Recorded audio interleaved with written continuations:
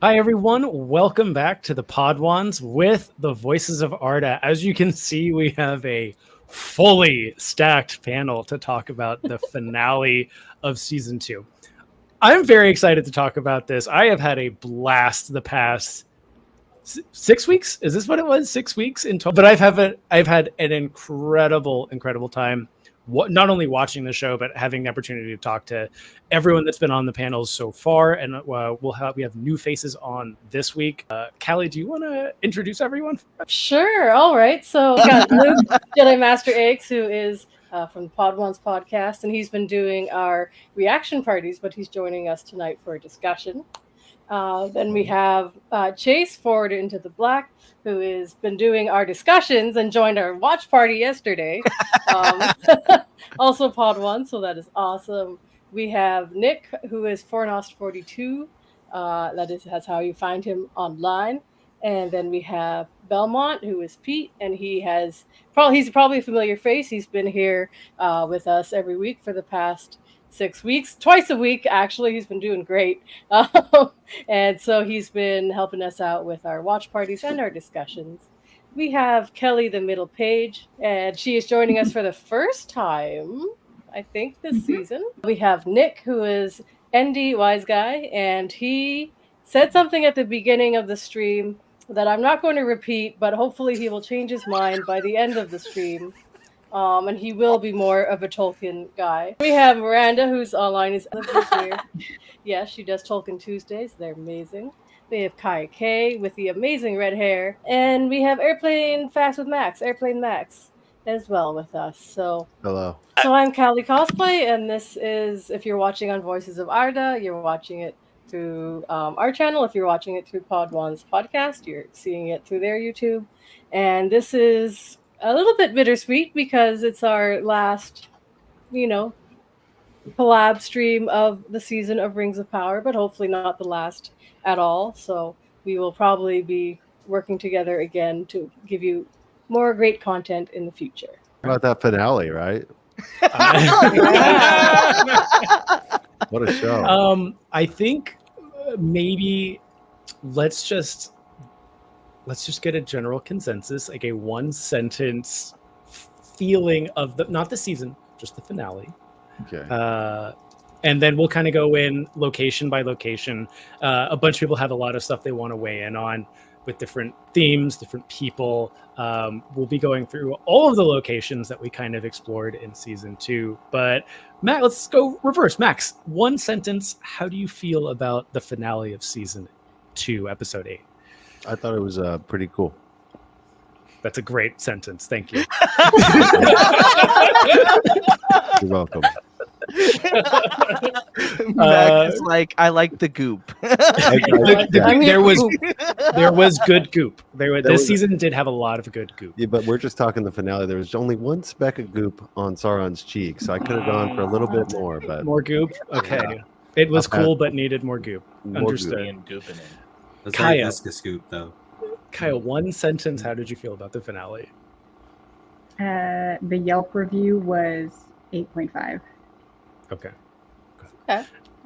That's good. Miranda? I am happy with how they left things in a place to set up the start of next season. Nice. Other Nick? I thought it was great. I thought it was the most cinematic in scope of the episodes this season. I agree. I think it was the best shot episode. Kelly? I loved it. I thought it was great. It was moving in all the right parts, emotional, and just entertaining. That was good. All right. And Pete? I liked it. It was cool. I mean, it was a nice finale. You can be honest, Pete. You can be honest here. Honestly, I really enjoyed how they kind of wrapped things up. Though there's some stuff that felt a bit disjointed.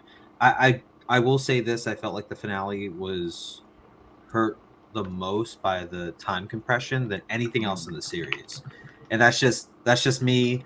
I loved everything about it. I give the whole series like a 8.5 out of 10. Like season 1, I gave like a 7, 6, 7, 6, 7. I don't know.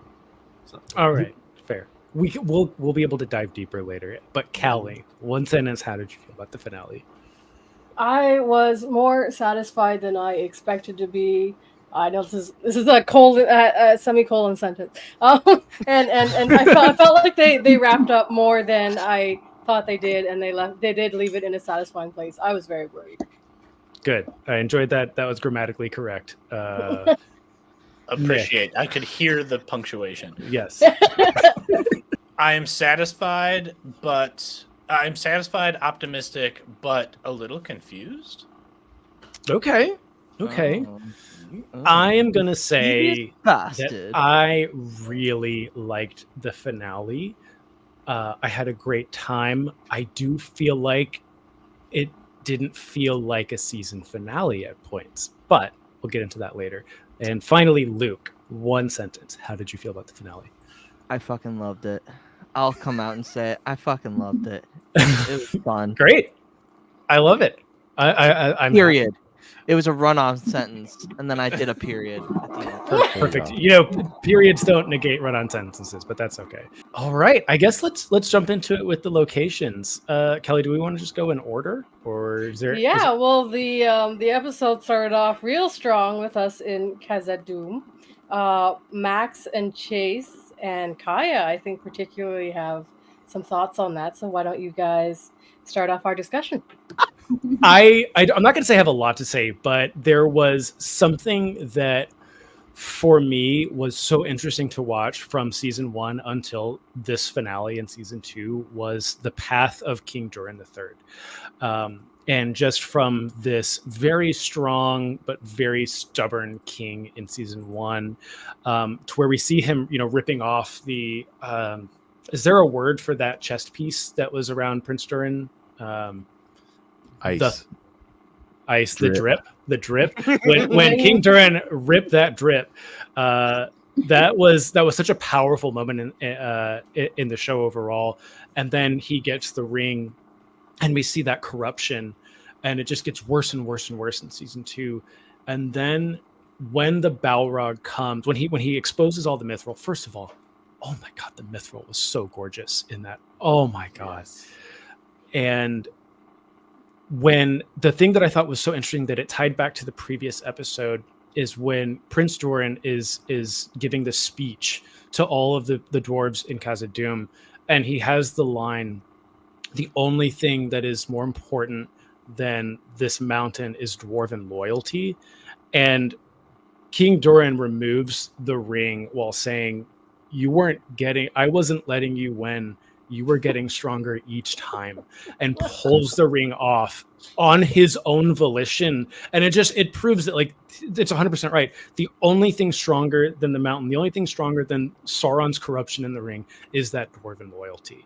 And King Durin shows us that in that moment. And it was so bittersweet. It was heartbreaking. It was emotional. It was just such a loving moment between father and son that I was just like, oh, and then just the shot of him jumping with the axe at the Balrog, and they hit it, and that like supernova goes off. It was just, every bit of that intro was just beautiful. Like, if that's where they left it and rolled the credits, I would have been like, all right, hell yeah, I'm good.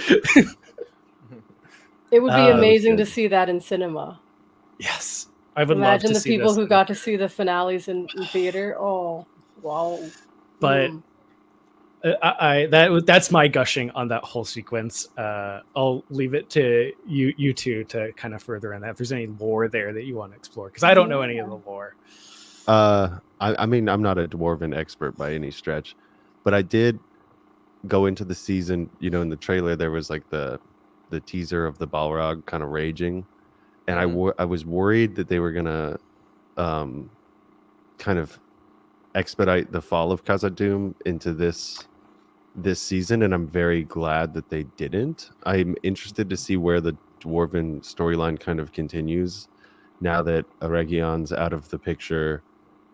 Are they gonna keep going for more mithril? Like, I don't know. And then you see behind Durin the Fourth, there's like the table full of rings, all 7 dwarf rings, so they still got to divvy those out. Or No. Durin puts on all 7 and turns into Mecha Durin. like a suit of Gundam, like a Gundam Like suit. the dwarven suit of Gundam. Yes. That could happen. There's No, I can't and unsee a I'm Gundam interested- Durin anymore. It's Yeah, just- Mecha Durin. Their armor could, maybe it's not made of mithril, maybe it's made out of Gundanium. Like, who knows? It could be. They didn't say it wasn't. It's but- true. No, and then they kind of left that story kind of hanging on a pivot with the mention of Durin's brother, which is, I think this is the first we've heard of Durin having a brother. And I was talking to Yeah. Pete. I was like, "Do you think his brother's Durin? Maybe he has twin brothers. That's Durin, what I was- and yeah. that's Durin 5th and the 6th, and then now we do get the fall because They're all Durin the Durin. 6th was supposed to be the Yeah. king during the fall of Khazad-dûm. Anyways, I'm rambling.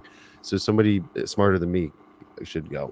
That was my concern too. Whenever I saw the Balrog, when I first saw it in the trailer, I'm not gonna lie, I got like a stick up my ass about it because I was just like, this is too early to be seeing the Balrog.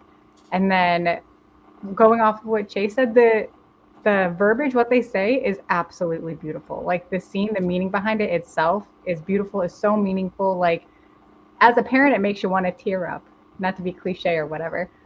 And then the shot itself is absolutely beautiful. But then you see that Durin the 4th sees the Balrog, Disa sees it, Narvi sees it. What's going to happen after this? Because like if they see it, they're really going to stay for 2 more generations just to be And like, then oh, there's this thing under here, but we're only going to tell like the line of royalty, kind of like that whole thing in House of the what is it? Dragon. House of Dragon. Yep. Where it's like this family secret no one else can know, but the heir to the throne, like this big giant fiery monster is living right under us. I do like that nobody brought it up. Like when you Yeah, see, like like they're talking none of about them were like, "Hey guys, that was kind of And these crazy, mob right?" Like, dwarves. Yeah. You saw that, right? That thing was like on fire. Like, no. Also, don't bring it up. I was even more surprised when the dwarves showed up to Eregion because I was like, "Damn, y'all saw that and still were like, yeah, I guess we'll still send troops." Like, Yeah, they straight up were like, you know what, Durin, just stay back. We got this, bro. yeah, We got this. I know. Yeah. We just Yeah, saw, Narvi's like, dude, in his morning. No, he's bugged out. Like, Yeah. like what? Like the fact that Narvi didn't just run up to Elrond and be like, "You will have no idea what I just saw." Bro, you will a have demon of no the ancient fucking world. idea. They could have used another line. Oh my god. Like I It was swear I took something earlier. no, I think that was that, and then a lot of people didn't like Durin the 3rd jumping like and doing that, like it was a little silly, but I like A felt little hop and skip. I liked it. dude, it was legit. I It's was like crazy losing my legs were goddamn just splayed mind. everywhere though. I was like, let's go. Yes, I was the same way. Like, that's what I was saying. Like, the cinematic nature of that shot, like right off the kick, just gave such a grander scale. Yeah, to I this did. episode. No, it did. And I- I'm with you, Callie. I would have loved to have seen that on a movie screen because that I- shot alone would have been perfect. So we finished that, and that is crazy enough. Just the opening scene, like that, all happens right before the like the title sequence. So you're just kind of left being like, what? But how do you guys feel about how they left the dwarves and what they're setting them up to do in the next season? Well, I'm curious more than anything. I liked I thought the Dwarven storyline throughout this season. I don't know just about that, but I think it was good. I think it culminated in a good point in episode 8, and I'm just curious to see where they kind of take it from here, because I don't really know what they're gonna do. I really wish they would have left that Balrog out. Like they could have Yeah. gotten so much more creative and made it Durin the 3rd's death like so much more in depth. I feel like they almost kind of cheapened it, the way Peter Jackson cheapened the battle at Pelennor Fields with the Oathbreakers.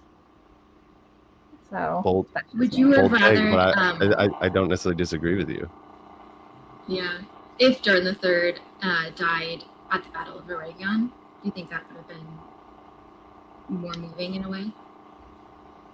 I think it would depend on how. Yeah. Like who would he be fighting? Like if it was just some petty dwarf like stabbing him in the neck, no. It would have to be something more epic. Like maybe his greed getting to him in trying to mine the mithril, and instead of the Balrog making the thing come in, it's just him like trying to mine it for more, and then it's the greed killing him. Ooh, that is pretty tragic though. I like that a lot, Kaya. But I got to see a freaking dwarf jump in the middle of there doing anime fucking explosion. That's fucking sweet. It was look, Yeah, that was really cool. rule of cool sometimes has to apply. I mean, It was looked a good. beautiful shot, and I'm counting down the days until we see a tattoo of that shot on Instagram. oh, absolutely. Oh, That's I'm gotta waiting happen. for it. Like, I give it at least 5 months. is I guess a question I would have kind of to address they all kind of forgot about the Balrog. Is there a lore reason why we couldn't see Khazad-dûm go against the Balrog and think they defeated it and it just remains dormant for a number of years? Is there a lore contradiction there or no? Because it doesn't happen till like the mid Third Age. It's an event that, like, you know, let's put it this way. One of the main reasons why Rhaegon is even established as an elven realm around 750 is because they want to be in close proximity to the mines of the mithril mines with Khazad-dûm. And that's how they kind of establish a relationship with them. They don't really show it as well as they should in the show. They have like kind of like the doors of Durin as well as the dwarven wall being built for Ostenethil, or what is Ostenethil, or Rhaegon. But it's an event that doesn't really occur till like I said, 1980 of the Third Age. And it's this big sundering between the elvish people of both the Greenwood, Lothlorien, as well as like the dwarves being run out of Khazad-dûm practically. And it feels a little rushed, I think, is the main concern. Okay. That's totally fair. Because that's just like off the top of my head, that's how they would get the Balrog out of there for it to happen again, I guess, in the Fellowship of the Ring.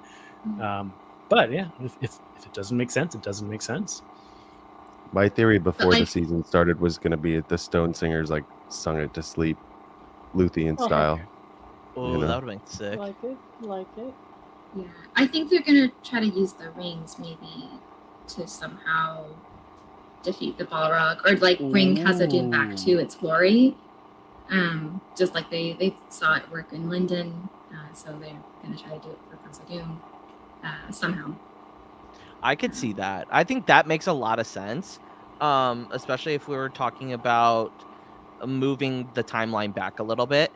Obviously what Pete was saying, the condensing of the timeline, which is seems to be a big criticism of the show as a whole.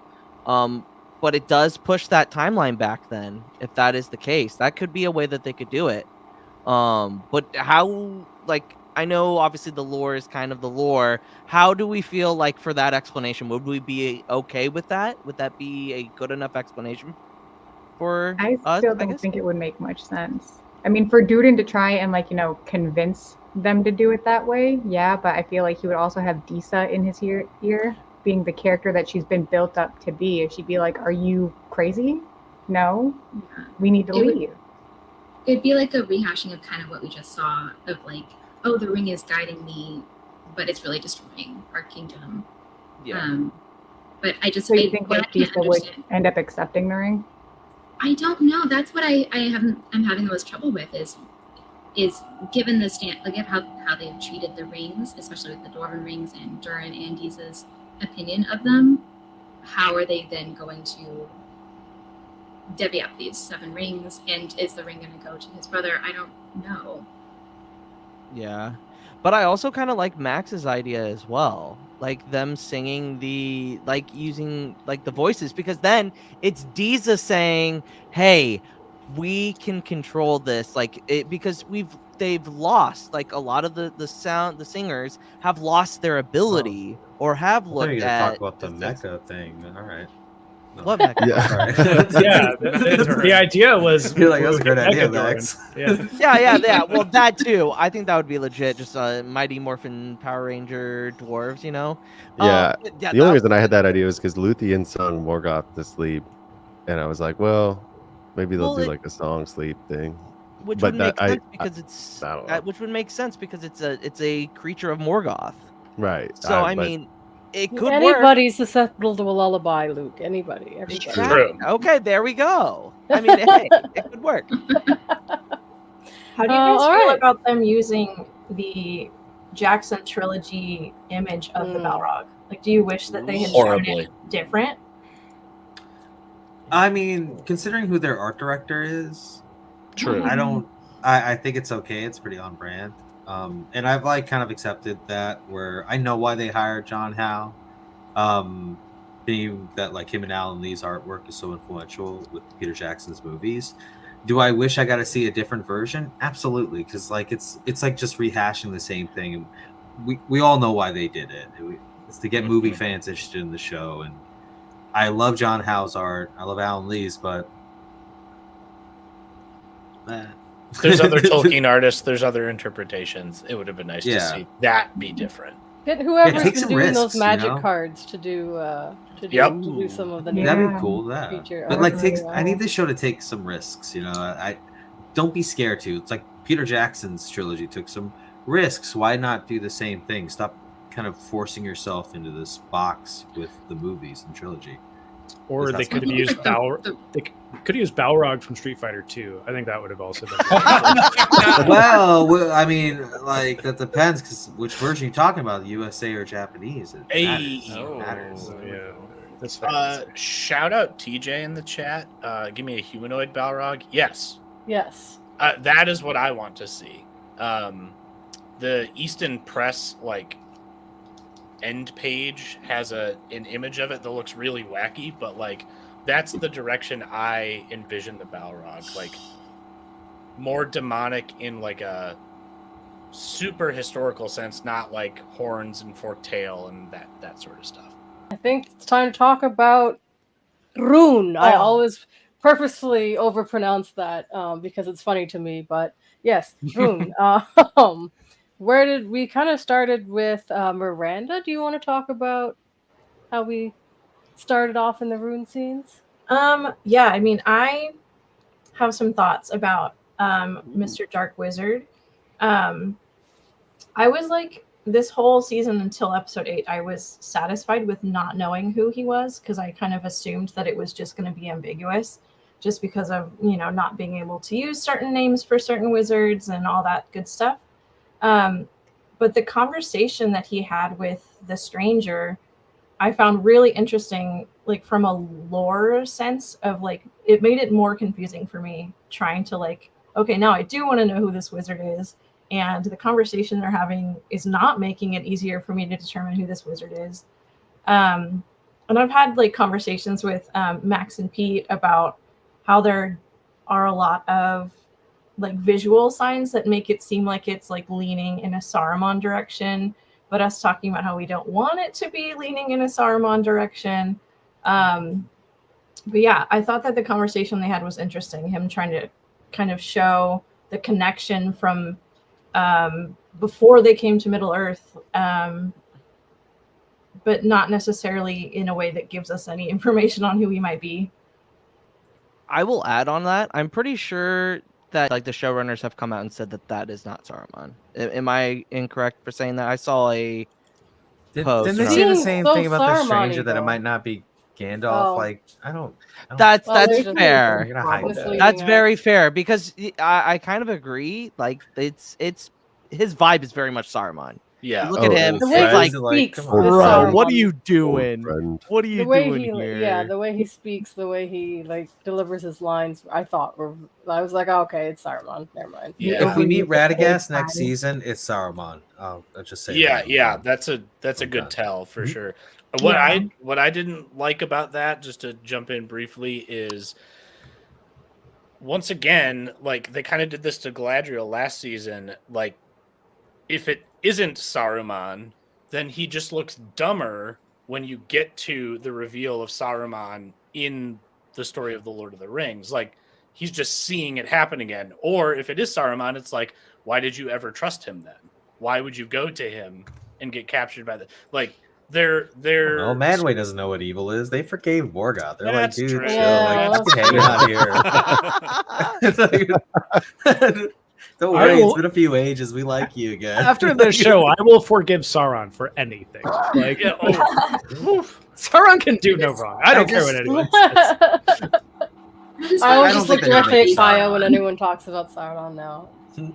Yeah. Look at that simpy face. I am the driver of the Sauron bus here. I was just gonna say, I'm curious if we're even gonna see more of that wizard going forward. Or if it was just an ambiguous character to be some sort of catalyst in Rune. And now that the stranger is leaving Rune, like maybe we're done with him. Like I could see that happening too. He did. Do you want to hear my theory? I do. Sorry, Yes. The Dark Wizard somehow has Celeborn. Oh. Whoa! All right. Wow, Kelly. That's it. That's all I've got. Sorry. Oh, okay. That's pretty good.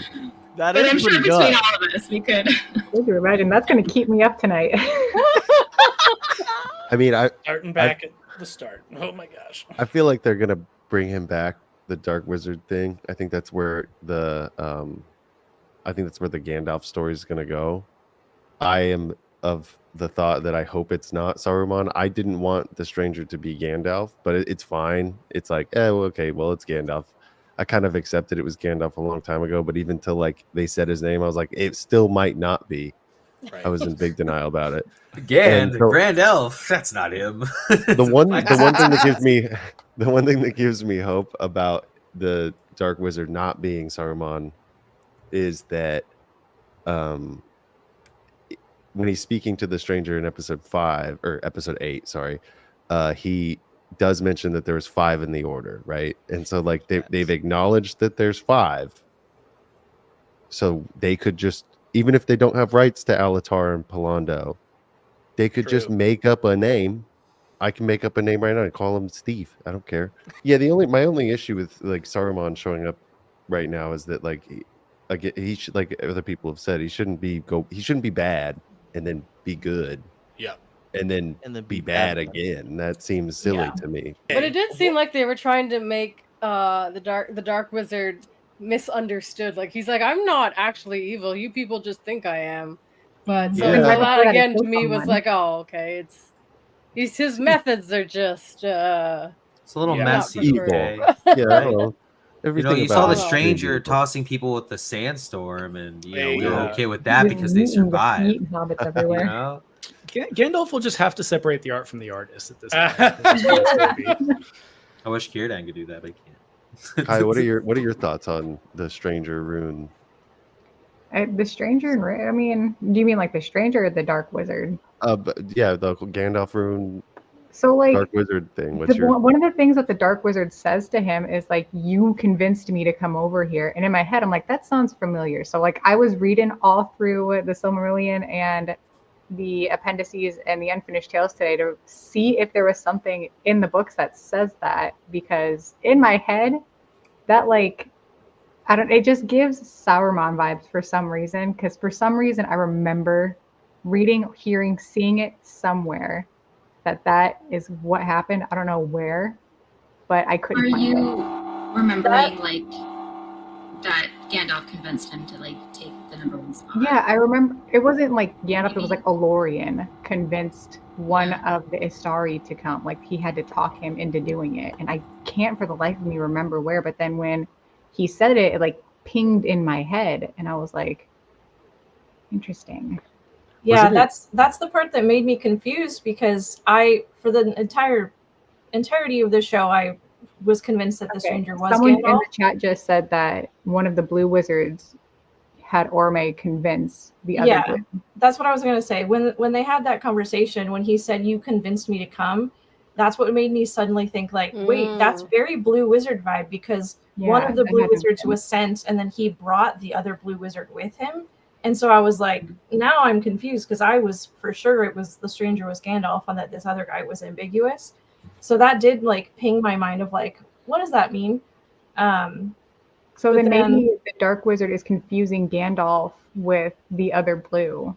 Like maybe they don't recognize each other in their physical form. They just recognize it in their Valar. Okay, wait.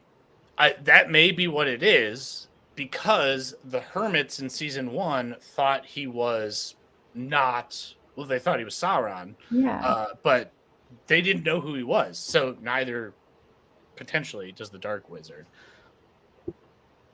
Yeah, maybe he thinks he's the other blue wizard. I like that. Yeah. Nobody suggested it. He could be Radagast. I don't think he's Evil that. He's too Radagast? sinister. All of us are just like, nah, dude, Nah, he's too No, because serious, then that man. instead of the acolyte turning into moths, it would have been like birds or something. No, I'm just saying it'd be funny to watch him be all Rabbits, serious and basketball scary rabbit. and turning into like, I guess I actually like rabbits. Like maybe he's just never seen a rabbit, you know? And then he sees a rabbit. He's like, actually, this evil stuff sucks. Like these rabbits are great. I'm gonna change everything about myself. I met a hedgehog. He was so cool. So, like, Sebastian. He just nature runs is into that awesome. tortoise that we saw at the beginning of the rune scene. He's like, "Hey, buddy, what's up?" Also, We knew he was important. I pulled Unfinished Tales off the shelf. There's another thing that is related to Saruman. He's the reason Radagast came because Yavanna begged him to do that. See, that was one of the things that I had read earlier, but then I was like, well, Yavanna begs him. No one convinces him. So I think they were just lightly referencing the fact that there was convincing going on. We'll see. I think eventually, I think a way that they could pull this off is, I think the Sinister Wizard is one of the Blue Wizards, and Gandalf is a stand-in for the other one. It's just they're moving because of the moving of the timeline might be a little bit different. I don't know, but like I could see that being something, and then eventually Gandalf has to maybe go back to Valinor. I don't know what I would, but then he grabs Radagast and Saruman. I don't know, like. Nothing makes sense with this show anymore. Like from a lore standpoint, that's why I just take my hat off and I go, "Ha, fuck, that's awesome." I just take it off. I just don't do it. You know what? I was convinced. I was convinced that Tom Bombadil was going to give the stranger his blue jacket, and that for 1 second we would have a blue wizard, and that didn't happen. And even if it wasn't a blue wizard, that like okay, he's Gandalf, we would have a moment of a blue wizard because of Tom's bright blue jacket. But Dang. That would have made all the people who were determined he was a blue wizard so mad, though, if they did that and then made him Gandalf anyway. That would have been freaking hilarious. I mean, people would have been mad. Discourse. That would have been awesome. Big trip. Yeah, so it's nice that they have left us a little some things to still unpack in the next season. So that'll be interesting.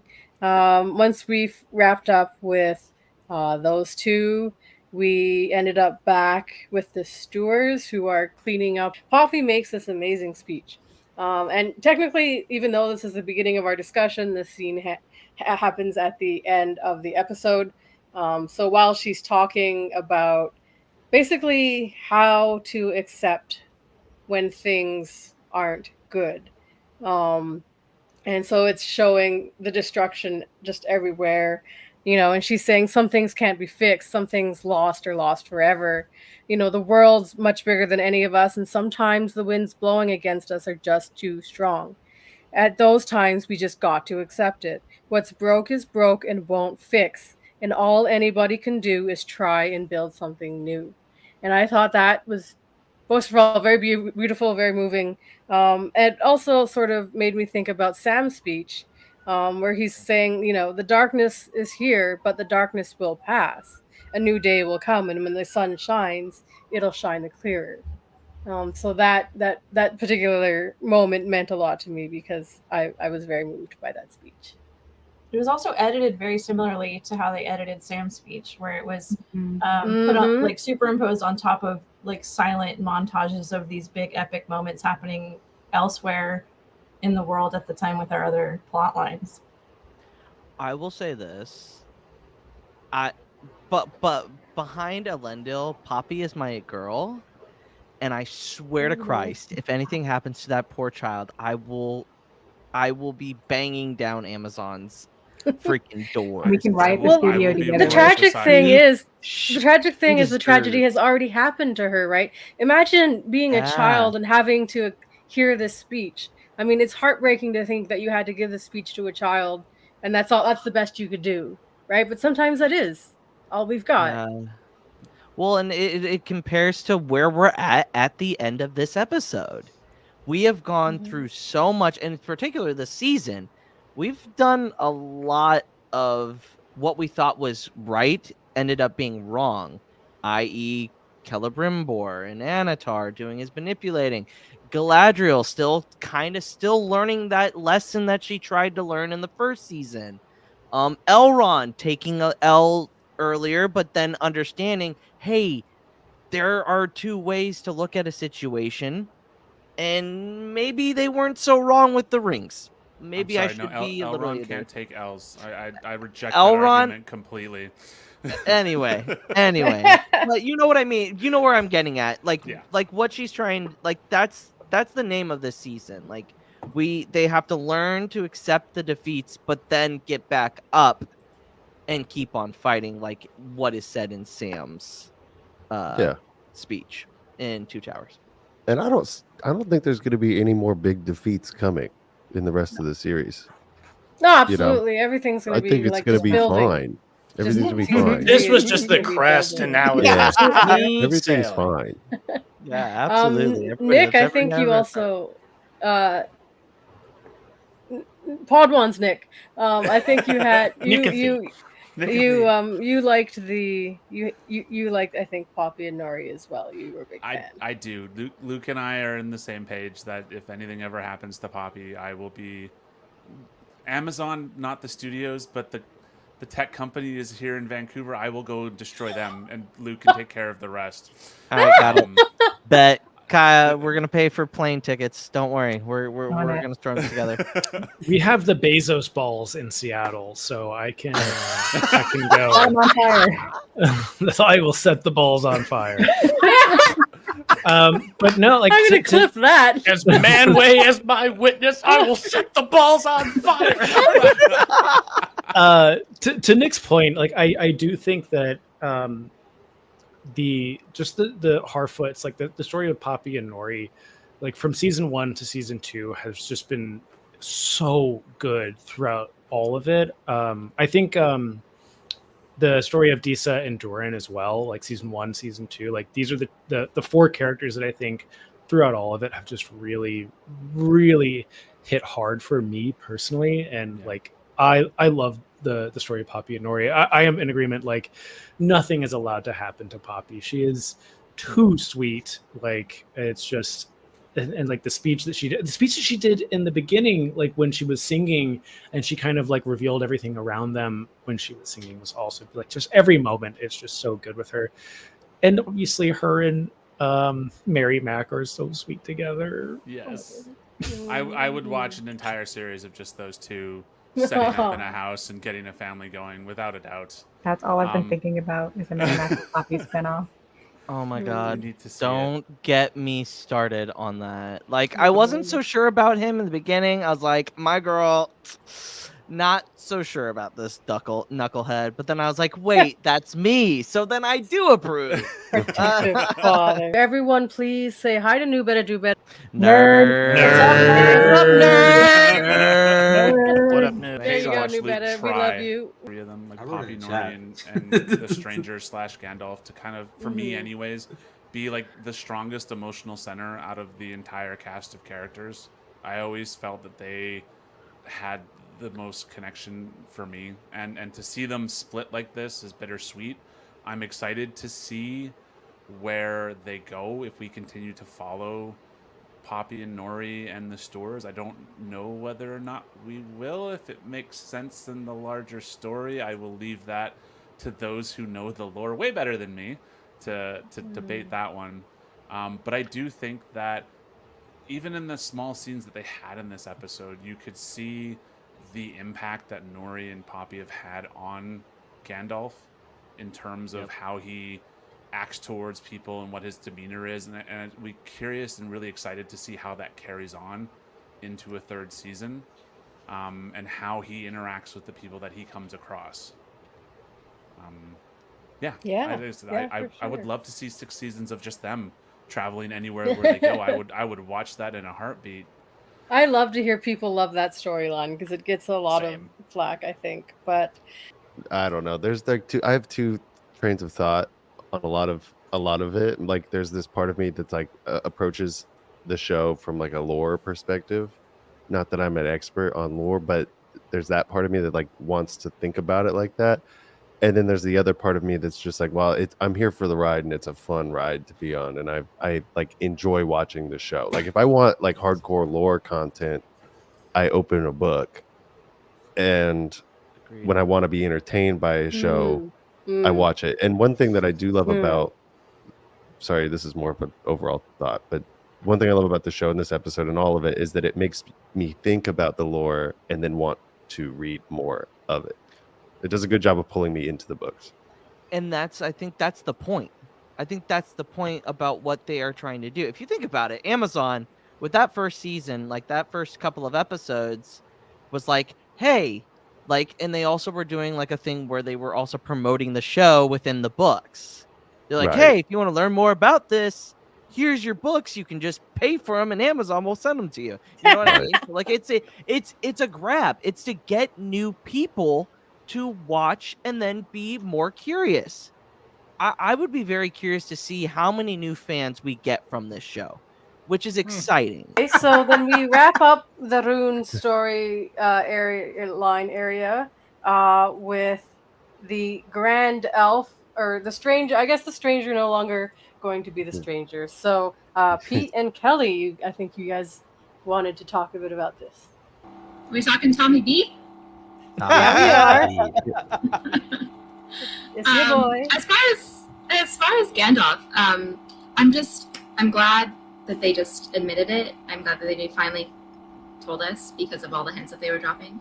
I think I was definitely in camp Team Blue Wizard season 1, but I couldn't deny it from like the end of season 1, like and then everything that they did in season 2, just full on hints that it was Gandalf. That I was going to be pissed if it was a Blue Wizard just based off of that. So I'm glad that and I'm glad we have a name, but more than that, like we have a purpose of Gandalf. Like it feels like at the end of this episode that like everyone is where they should be finally. It's not just like this, we're keeping our audience in the dark because we want to tell it a certain way, which is all fine and well, but what that meant was that the audience was also kind of disoriented. And now I feel like we're not. We know our characters, we know what's going on, we know where, like what they want to do and their motivations behind it. And I think having Gandalf named now does a lot for us. So I'm glad that we're there. And I think his pairing with Tom Bombadil was so unexpected for me before season 2, and I really liked the pairing of them together, and I really liked Gandalf learning from Tom Bombadil, except for the part where Tom Bombadil took the line from Gandalf. We won't talk about that. We'll move on. But that's the only part I didn't like. But I think Tom has a lot of interesting things about him.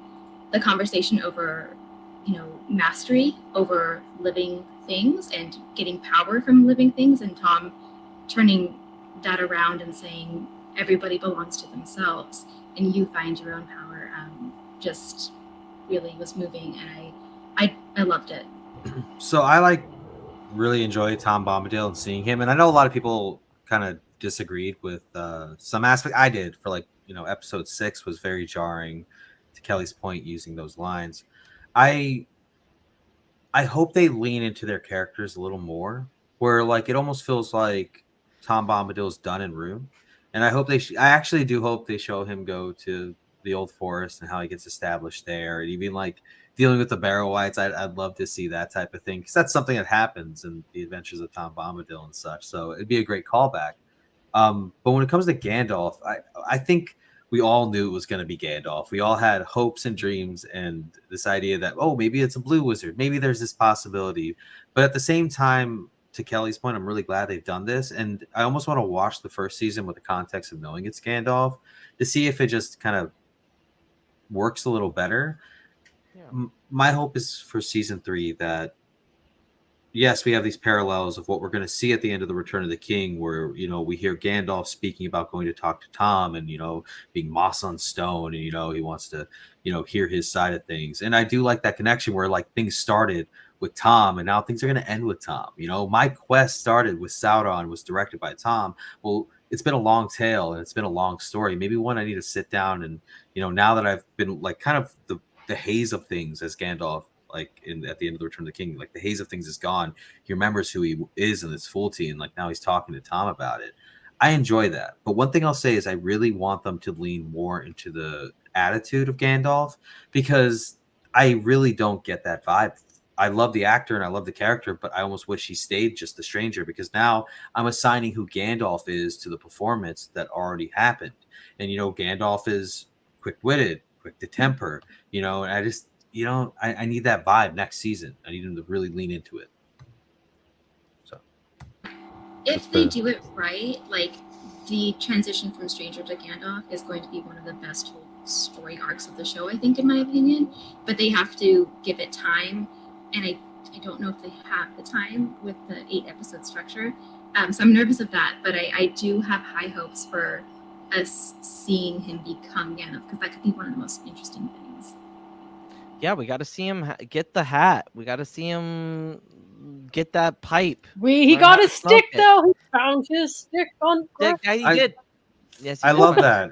And I love them singing together, because, like, I really do want to just say Bear McCreary has been awesome. Yes. We all knew something was going to happen because we got to hear the soundtrack early with, like, you know, hearing I forget his name, Danny Wayward, his name, Wayman. I'm sorry, Wayman. And then of course, like, I always mess this guy's up name who plays Tom Bombadil. It's Rory Kinnear. And like the both of them singing together.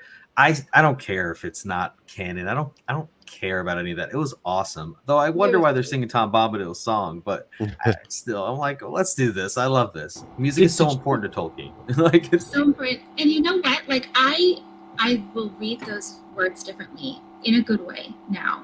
Where I always like glanced over like let us sing together. Like, yes, Tom sings, and like he just sings his conversations. That's who he is. Okay, whatever. I've always been under the idea that like Tom has been like, yeah, I feel like if they met Tom in real life, he'd be very annoying. Like, that's my thing. In the House of Bombadil, it's like Goldberry makes sense, and Tom's like over there just like a coot, just saying stuff, and they're like, what? Oh, it's like, that's the vibe with me and my partner. He'll just be loud and singing, and I'm like, anyways. I relate to him so much, though, because that's literally me. Right. But like, let us sing together. Like, it has new meaning, and it has like when Miranda and I were talking to the actor, and like he was talking about, like, he was really animatedly talking about like his interaction with Tom, and how like the stranger like was kind of like thrown for a loop and like didn't understand like where Tom was coming from, and how they had to go on a journey. It's like Tom was over there, and then like the stranger was over here, and then at the end, like he's really learned, and they've kind of come on the same page, and they've kind of like from this whirlwind have kind of come to kind of center and calm, like.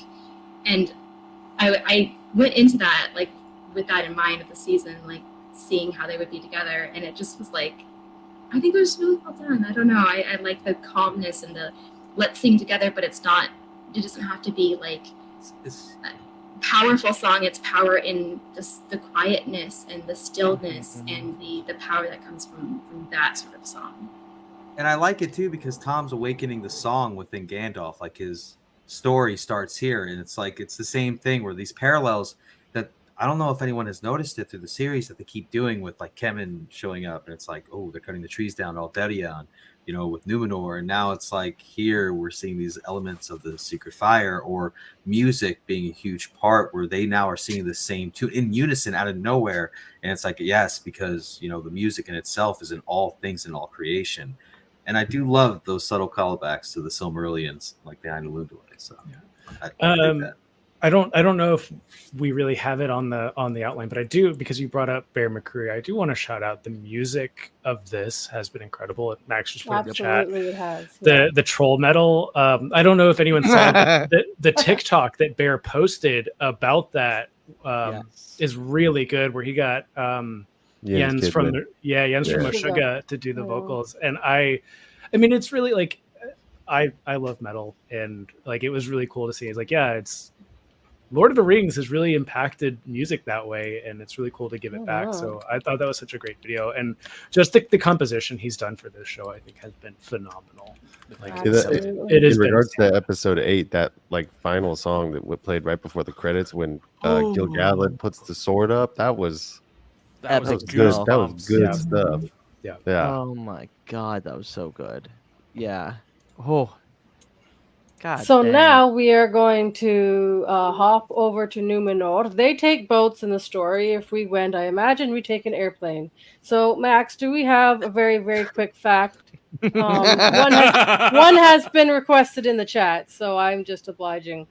If you were going to take an airplane to Numenor, you might maybe take like a groom and goose so you could have water landings so that, you could, while you're flying into Numenor, you could maybe land in some of the harbors or something.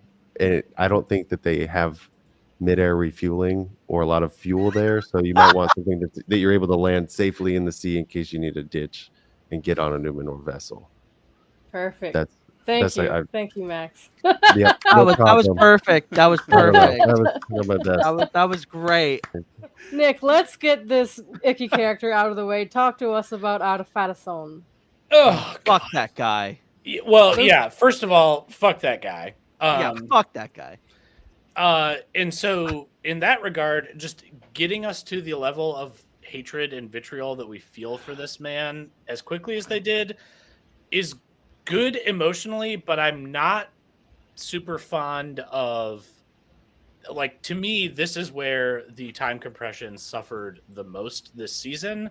And we really see that in episode 8, where it's like legitimately confusing why Farazan shows up and is just like, aha, she's not the queen anymore because she sided with Sauron. Like, okay, but you used the elf stone to know that, and that was the whole reason that she didn't become crowned as queen. So that felt very strange to me.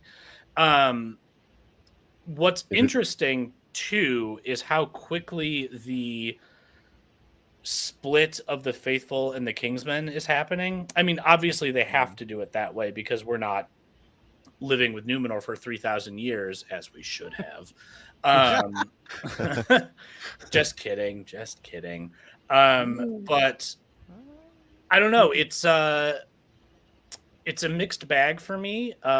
Kemen's arrival, which I know Pete's going to talk about more in the Pelargir section, but Kemen's arrival to me signals what's happening on the island, spreading out in the shadow that's already happening, even without Sauron's direct influence, right? Because this is a world that has been marred by the shadow, regardless of who's doing that. And I don't know. I'm very interested.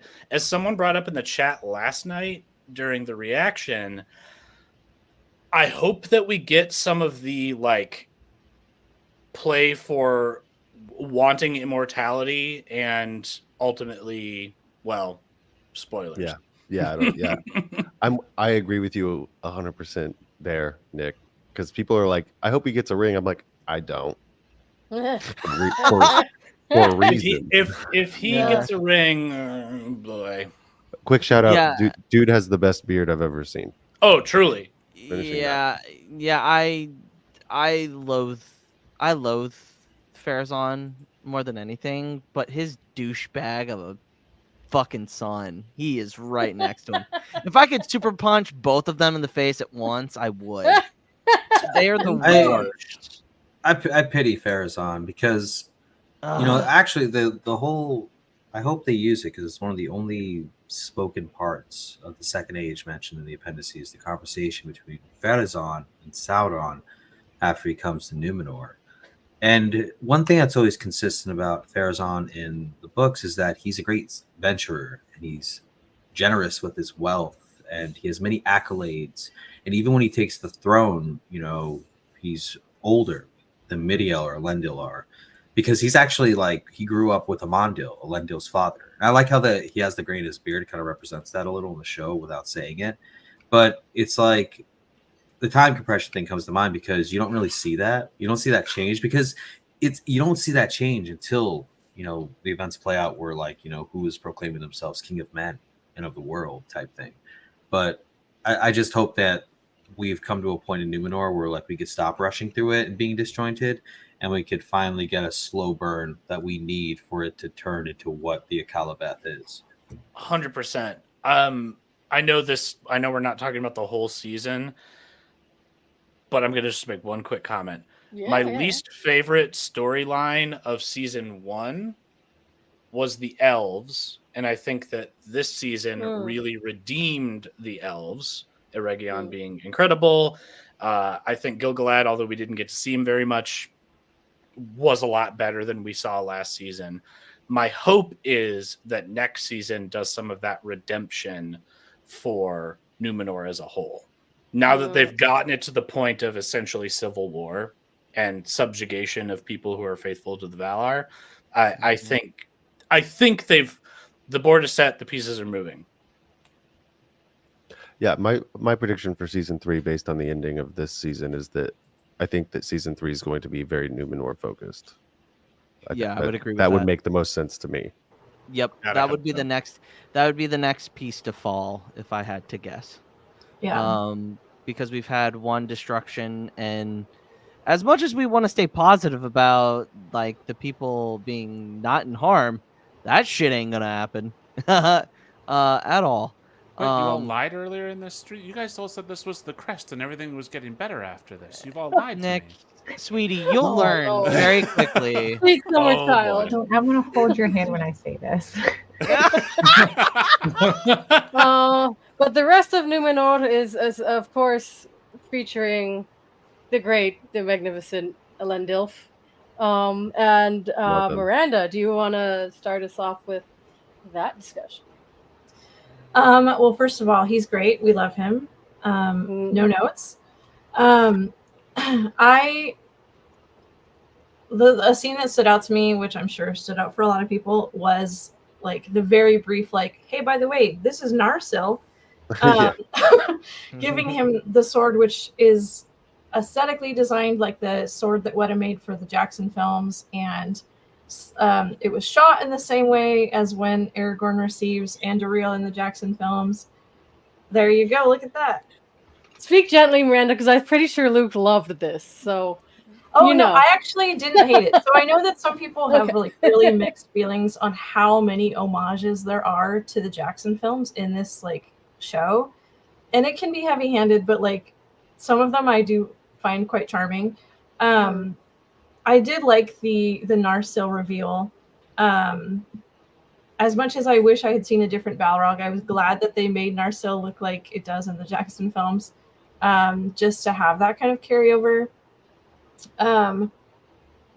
But more so, this like episode with Elendil is just making me more excited about next season. I agree with Max. I think we're going to get some Numenor focus next season, and I'm super pumped that he is on his way to see Anarion, because we've had Anarion name dropped a few times, but very vaguely, and we've never gotten to see Anarion in any sort of like Tolkien media, and I really want to.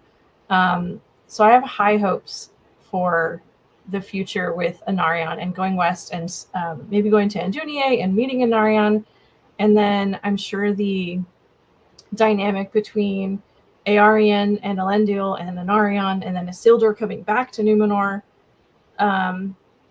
is going to be an interesting dynamic. I don't know. It's something that I'm glad that they left us on. I'm glad they left us on the note of we're going to go see Anarion. That's just how I felt about that. Oh yeah, no, I lost my shit when I saw this. When we were in the reaction, it's like, he's doing it, he's doing a thing. For those that don't know, Aragorn is my favorite character. So seeing his line and kind of seeing the beginning of the of an heirloom that has been passed down through his line, and that is so important in the destruction of Sauron, i.e. cutting the ring off the hand, and then also being in the hands of Aragorn during the War of the Ring. It was pretty awesome to see. But Numenor, just for everything that Miranda said, like we're getting to see Anarion. We're getting to see kind of I think the good thing about like everybody's complaint about Numenor last season was Aarion, because it's like she feels like she has to be different, but now towards the end of this season she's like, oh shit, I'm starting to realize that I'm on the wrong side. And I don't know what we're going to do with her character because she is an original character. But there's so many ways that they can take her. She is a sculptor. She's an architect. So she could be the one that creates that helps build Osgiliath. She could help build Minas Arnor and Minas Ithil. Like there are so many things. But then on the opposite side, she could be the reason that she creates something in Numenor that brings really bad results. Yeah. So like there's two sides of this coin that I'm very curious to see what they're going to do with this character, because I feel like she seems like this season makes her a little bit more important, but she still doesn't know where she lies at this point. And I think that's the most interesting part about Numenor right now. And obviously Elendil doing Elendil stuff, and then Isildur and everything that we'll see next season, I think is going to be, like you guys said, a very, very Numenor heavy. So I'm very excited about that. I'm very happy to see Isildur finally going home. Yeah, agreed. To what though, right? Pete and Nothing Kelly, good. anything you'd like to add about Numenor and Elendil in general? Miriel and Elendil should kiss. Yeah. They should do Facts. it. Right? That's the non-canonical kiss I want to see. Yeah, right. I'm interested how they're gonna approach Elendil, because it's like, once again, there's a lot of jumping around. What are they gonna drag the faithful back? 'Cause that's what happens. They get told they need to be in Romena and removed from the West, so they don't stay in contact with any of the Eldar. But who I'm really interested with Elendil, because like Miriel said, you have to go claim your lordship. I want to know what happened to Amandil. And I really hope they get some form of permission to kind of allude to him going west. I think that would be, for me, that would be a huge thing for Elendil, being that like him losing his father. You know, there's obviously Durin, who lost his father, and then of course Isildur with his mother. I would just like to see that callback too. I would love to see that. I don't know if I have much to add, but just echoing mostly like what Miranda said. I love that moment, and I think that Elendil was honestly carried the heart of the show for me this season. As much as I loved Anatar and Celebrimbor's scenes, and I thought that they did that like pretty well, I think I felt the most emotion with Elendil, and I was rooting. He was the character I was rooting for the most. And so if they continue that heart, and they're like, Elendil's like the person we want to follow, right? We'll follow him in battle, which is how we should feel about him. And it's not how I feel about Gil-galad at all in the show. So I'm very disappointed that I don't feel that way for the elves, but I do feel that way, surprisingly, for Numenor and for the heart of Numenor, which is Elendil. So I'm very excited just to follow him into battle. And the moment where Muriel tells him to, take up his destiny, which is the sword, is also so heartbreaking, because his destiny is to die by that sword as well, like in trying to use it in battle against Sauron. He will die. Spoilers, sorry. Actually, no, because you've probably seen Lord of the Rings, and that happened the first 5 minutes. But it was so heartbreaking as well to see that, because it's such an epic, powerful moment, but it's such a sad one too, because we know what's going to happen with that sword for his character. So I hope to continue to be uplifted in my heart by him, and then utterly destroyed in my heart by him. God, I hate that. I've loved Elendil's casting. I think Lloyd Owen's done a wonderful job with Elendil. Even in season 1, when I first saw him, I was like, "That's Elendil." It's 100%, and he does a great job of playing the character for sure. Just his presence in scenes is enough to like change the entire temperature on that scene, and that's such a credit to the way that he uses his body language to really sell what it is that he's saying. It's so well done. Well, and also I think it's interesting because they look at, obviously, he, like, from what I understand, and you guys can correct me if I'm wrong, but it is said that Aragorn is like very much similar to Elendil, like to where it's like, he's said to be the second coming of Elendil. Yeah, second coming of Elendil. They definitely did that on purpose to kind of put them similarly, like their physique, the way they look, their jawline, just the way they look are very similar, and that's obviously on purpose. And the way he handles himself is perfect for Elendil. They should have him open some. They should have him open some doors. Yeah. That's the true homage I need to see is that one. That's the one they should include. Yep. Thank you, Max. That is what that's We what will we need. just die. I think this show is just so unapologetically hot. Like the entire time. It's insane. The cast is so gorgeous. Oh my god. Yeah. Someone who's not gorgeous though is we're gonna go to Pelargir. And I'm pretty sure everybody wants to hate on Kemen. So everybody else wants, please. Fuck Kemen. First of all, Max. Kelly unmuted herself for this shit. Yeah. Max, first of all, there is no other option. It's just Kemen. There is no other option in your poll, sir. It's just Kemen. Everybody. I agree. Other people have picked Sauron. I picked Kemen. I picked Kemen. Fuck Kemen. What I will say real quick, and I'm going to be quiet for a while, is that what I love about the show, and especially in episode 8, they like really sealed the deal on it, is that the show was able to make me hate a character as much as I hate Kemen, which is also like props to the actor. He's just one of like, if I ever ran into him, I'd be like, I don't like you, dude. Like, I don't want you to sign my poster. I don't like you. You're you stabbed Valinor in the back. You tried to feed people Beric. No. Anyways. But it is a good thing that the show's able to make you feel that way. Yeah. 100%. Yeah, and his credit to his acting for sure. Yeah, for sure. He's great. On him. Yeah, I do.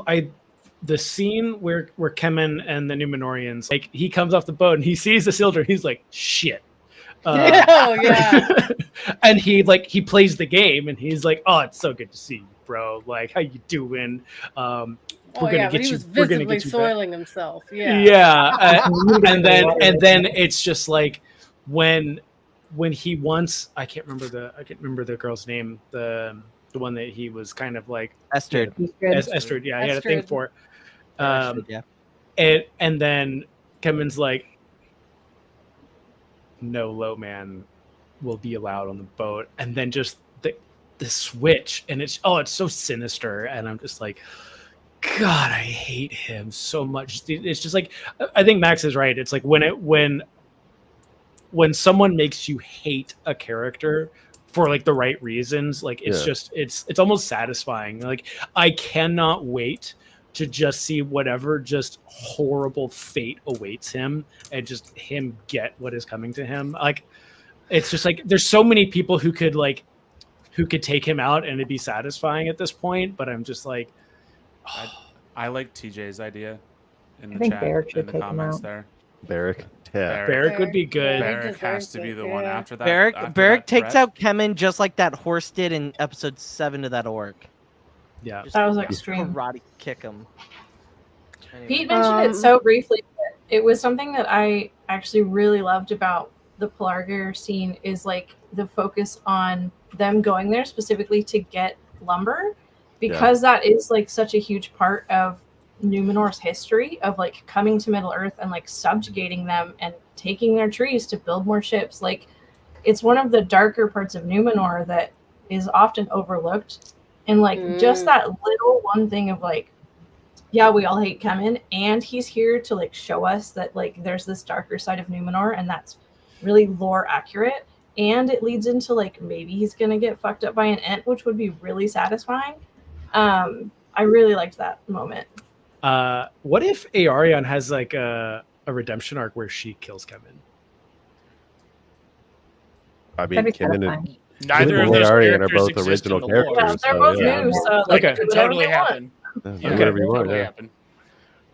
I think it would be really great if in Aarian's like redemption arc, she builds the temple to Morgoth, thinking she's doing a good thing for like the faithful or whatever, and Kemen is the first human sacrifice. Ooh. Spoilers. All right, we letting our fantasies get away with it. We just heard your theory. Nick, you might have a theory about Theo. So this show is heavy-handed with some of its references, but also its use of filmic techniques, such as showing us foreshadowing very obviously. And I often like that. It's when people aren't paying attention, if you're doing the classic millennial Gen Z or alpha thing of being on your phone while also watching something, it's kind of blink and you miss it. But the emphasis of the hug between Theo and Isildur is, I think, really important. Something is going to happen from that. And my theory, I'm back on the Theo's going to be a Nazgul. Or at least get one of the rings. I don't know how they're going to handle the Rings of Men, all of that, because timeline is weird. But yeah, I could see that hug being something like that was the last time that they saw each other with joy in their eyes, and then Kemen's going to be twisted by these rings that are so influenced by Sauron that literally have Sauron's blood in them. Goop. Goop. Goop. Goop. It's goop.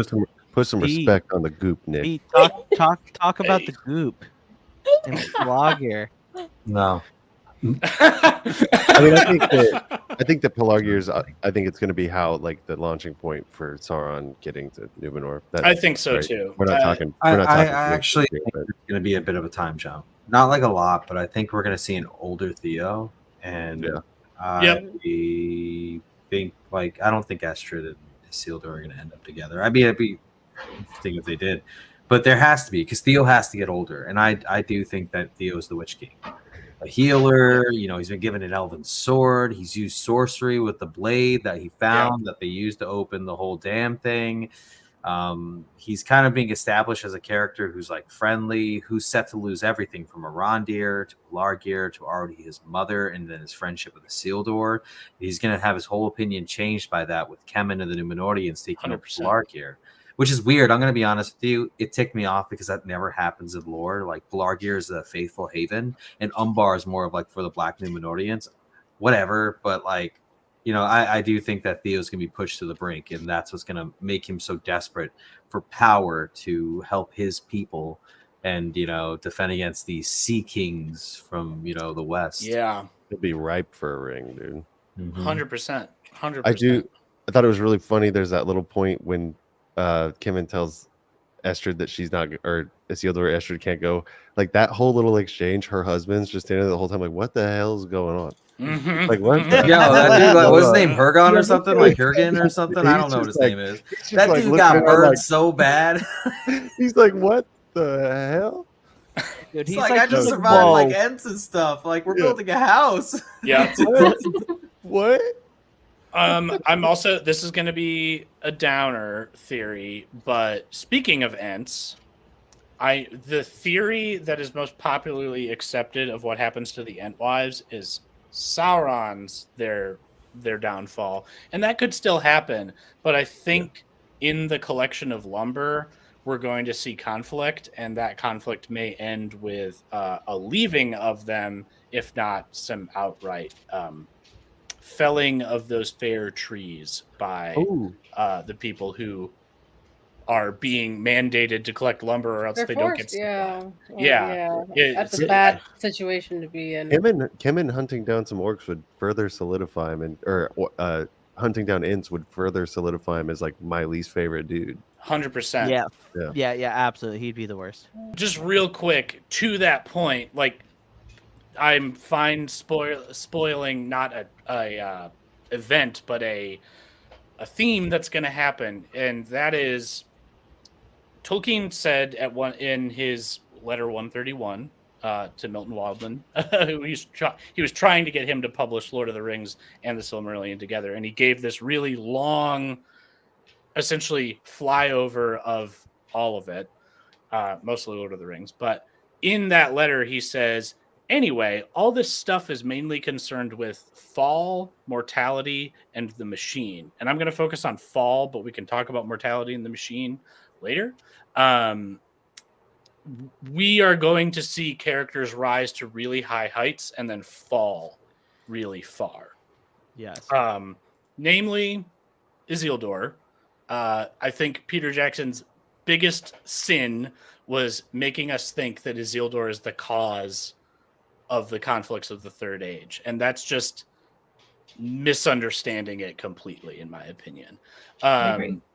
Yeah. Kemen, I mean, he is kind of like the embodiment, even more so than Pharazôn, of the fall of Numenor into darkness. And I don't know. We'll see. But as Pete was saying, it should be Umbar that a lot of this like darkness is happening in, but I guess they just want to condense even further. If that's Pelargir where it ends up happening more, like, so be it. It's definitely where they're gonna of do like Umbar, the Corsairs of Umbar. Like, that's true. You've already said Corsairs are out there before. I think in the first season.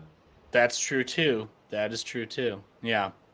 But anyway, I just wanted to bring in a little of those themes because that is actually one like positive. I think they are sticking to some of those themes pretty well in this show. Mm-hmm. Yeah, thank you, Nick. All right, we have about half an hour left to talk about our last location, but there will be a lot to talk about, I think. We are ending now in Eregion. Everyone's very excited to start, I can see. I guess we'll start with Celebrimbor and an Anatar. Kaya, Luke, Kelly? I have a lot to say on Go ahead. Pop off. So, like, I mean, I've been posting about it a lot because I love how in depth these actors are bringing out the characteristics in these characters, especially Charlie Vickers, and playing the narcissist so well. Like, it's scary well, from the facial twitches to the voice changes to just acting with his eyes and all that stuff. And then in this last episode with Celebrimbor, just really playing the victim that's just absolutely over their abuser and just trying to get out of it. And like I wrote a whole thing on just my like feelings of it, because it's a lot, because a lot happens in that bit, especially with like, you know, the like just their abuser and abusee relationship, but also like, you know, when Celebrimbor is dying and he prophesizes the rings, and then Sauron crying. And I just want to hear everyone's thoughts on that, because I need to talk to somebody about it, because I have so many thoughts. It was that whole sequence with the arrows was like so painfully beautiful. Like, it just, the way it was put on, like what you said, when Sauron's crying because of it, like, and it's genuine that he has very strong emotions about it. And I think just Celebrimbor's unyielding to Sauron the whole time. And the one image that I thought that, and maybe I could be totally wrong on this as far as the dynamic between the two characters, is when he takes the spear and gets Celebrimbor finally on that. I love the fact that he unintentionally put Celebrimbor above him in the frame, and so Celebrimbor is looking down upon his torturer, as though he has achieved like the higher ground. He is in the higher space, and he has transcended above Sauron. And like, there's no anger, there's no hatred between. There's like almost, there is a hatred, but like a compassion from Sauron, but there's no hatred from Celebrimbor in this whole scene. And it's just like, it's hard like to put into words sometimes, just like how beautiful this scene was, but how horrible it was to watch at the same time. And I think that the two actors just, I feel like it's been a long time since we've seen something so well acted and so well put together on screen in a really, really long time, especially on television. And I just like watching that last night. I was just like, I was just blown away in so many different aspects. Like I could go on, but like, man, that was such an incredible moment of this show. And let's just be clear, like the whole season of Anatar and Celebrimbor has been top notch, like straight up top notch. No matter 100%. what, I feel like it's been Very pretty fast. consistent. And the way Celebrimbor kind of goes out is pretty lore accurate, if I must say so. Not Minus yet. Not yet. not yet. It could have been. I Not think yet. I think Could that have been. spear is their like kind of tame Nod. way of doing Celebrate Banner. Like I think the spear and him being elevated is what we're gonna get for Celebrate Banner. I'm Sorry, a lot of so people too. are upset, but I'm okay with this. This is fine. Like What I don't is need... Celebrim Banner? I've Oh, seen a okay. lot of Oh! this all over my socials. So, somebody Please. explain it. Yeah. Okay. Someone So- break it down. I'm really scared now because Callie's reaction Oh. has me worried about what it is I'm about to hear. No, so in the book, it doesn't go into like, super detail. Basically, like Sauron tortures Celebrimbor, he's pierced with arrows, and then it just says that he's hung up as a banner, and then Sauron uses him as like a war banner and turns his forces back on Elrond. Oh, Yeah, damn. so it's never said how he's strung up. In a lot of illustrations, it's just him like being hung over like a scarecrow, but in a lot, he's actually like, Celebrim kebabbed. So I was thinking Vlad the Impaler style, yeah. and I did Almost not want to see that. crucified, but Did yeah. not need to see almost that. crucified. Yeah, it's Okay. what we got is what we got, and I think we're pretty good with that. I But, will say I did like the parallels with like the vision Galadriel had, and like where the Yeah. branches popped out. Now it's the arrows being represented. But I want to like it's weird that's one thing that's weird with Sauron. He actually quotes the vision. So with Galadriel, like when they're fighting. Oh yeah. Yeah, I noticed that too. I thought that was interesting. I noticed that on my second watching. And I was like, Are the they not planted the seeds, you're right? planting? That, Are they not the seeds you Yeah. planted? Yeah. Yeah. Ooh. Yeah, we But then had- I think that, but I guess that was like was he planting that vision in Galadriel before her mind was closed, which now it is. Could have been. That's very, very. That would be on brand, would it not, friends? Mhm. For him to do something like that to her. I mean, that just goes back to what Gil-galad was saying in the first couple of episodes. He's like, you cannot face him. He's in your brain, basically, Word. and it would make sense. Yeah. But my take on this is like I never even thought about the abuser abusee, but like the gaslighting, like it was so apparent that it was just like, yo, so you think I'm hurting you? You're actually hurting me, and I'm like, bro, this is You're making me do this. Like, you see what It's you're making me do. textbook. yeah. Like, I It's- don't want was, to do this. I was like, yo, Yeah. this guy And- is real. And like Celebrimbor's response to it, like just everything building up to this episode where he's Oh. finally just like, and I had said this in a live with New Better earlier, where he is like, I'm gonna go to the shores of the morning on a breath of a wind that you can never follow. I have a question Sorry, for Kelly. Did Celebrimbor fulfill what you wanted? Did you feel attached? Because I remember you saying you were worried that you weren't gonna Me? like. Yeah. About maybe 70 to 80%, I think. But I do still stand by. I wish that we saw more of Celebrimbor in season 1, because I think that the payoff could have been even better. But I do think, and honestly, I think that if I can't imagine any other actor besides Charlie Vickers against him, because I think that both of their performance together had a lot to do with how much I ended up appreciating this moment of Celebrimbor. But not fully, but pretty darn close. I'm satisfied. All right, so we're gonna get back to Anatar, who we're now going to start calling Sauron. Everyone's getting all sorts of name changes this episode. It's happening. Deal with it. We're going to move on to Adar. Kelly, I think you particularly also. Sorry to bring you up again. I know you just got called on, but yeah, Adar. What did you think? So in season 1, I didn't really care for the Adar storyline. I just didn't. I loved the orcs. I think this is the best portrayal of orcs that we have ever seen on screen, and I will stand by that until they give me a reason not to. But I didn't really care for Adar. But the opening of this season had me way more invested just with the opening that they gave us with Sauron and Adar together. And I think I ended up really liking his end.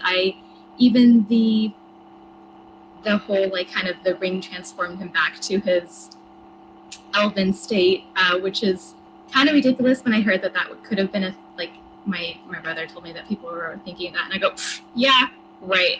And then that happened. But when it did happen, I actually really liked it. And I really liked that they did not give us a name for him. I don't think everything has to be named. I don't think we need a backstory for everything. I think that is very not Tolkien to do. So I loved his ending. I thought it was tragic in the fact that they made someone, from my perspective, not really give a shit about what was happening with him by season 2, truly care about his death. I thought was very good. So I'm really happy where Adar ended up, and I do think that in a way it's also kind of nice that we can put that storyline aside and now have one less plot line to deal with and to move forward with Sauron and the orcs now in the way that we kind of is already established in our heads. So yeah, I really liked Adar, and I really liked, I don't know the actor's name, but I really liked his performance, and I almost liked him a little bit better. Sam Hazeldine? He was wonderful. Yeah, he was great. I was kind of worried about it when they recasted him, because I really liked Uncle Benjen from Game of Thrones. I love him as an actor. He does a great job. But the actor who picked up for him nailed it. It was like you couldn't really tell the difference. So and I liked that. It was so good, and I couldn't agree with you more, Kelly. I like the parallels from what we got in the first episode to what we got at the end. His death, obviously, being turning on its head to how he executed Sauron, was perfectly well done, and it was very tasteful for Sauron to do that to him. But and then we get the shot of him with Nenya, and it shows him as he was once before. And now I'm gonna bring up the goop.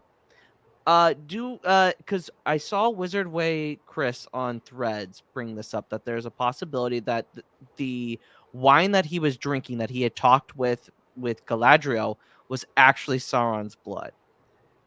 What do we think of that from a lore standpoint? Is that too far? Is that something that he might do? I don't know. I just saw that. Thought, that's interesting. It doesn't do much for me in a lore perspective. I think it's a fun theory, but I don't really see why it would be. There's nothing that warrants it either. Like, I guess just people imagining that this dude's drinking goop. If you're into that, I mean, if he's drinking goop for the sake of drinking goop, I understand fully and endorse it. Right. But we support. But if it's wine? Are we thinking that like he'll resurrect the same way Sauron did because he was drinking the blood, or no? Just the way it made him look. Like he turns into remember, he turns into the first Uruk, or the first orc, and he says, I can't remember in which episode, he said that Sauron gave, like, he wasn't always the way he was, and it gets referenced back when he has Nenya, and that's his fairer form.